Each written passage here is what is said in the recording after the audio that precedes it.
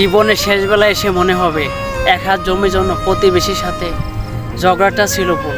রাত জেগে মিথ্যা স্বপ্ন বনে ব্যাট করাটা ছিল বড় ভুল। কাউকে কষ্ট দিয়ে কঠিন কথাটা বলাটা ছিল ভুল।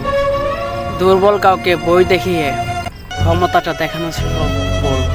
শেষ বেলায় এসে মনে হবে ক্লাসের সবচেয়ে মেধাবী ছাত্রটা না হইলেও জীবনে বেশি ক্ষতি হয়নি। অনেক টাকা রোজগার করতে না পারলেও বড় ক্ষতি হয়নি। জীবনে শেষ সময় এসে মনে হবে কষ্ট ছাড়া একটু স্বাভাবিক মৃত্যু হোক আমার, এটাই হবে আমার শেষ সময়।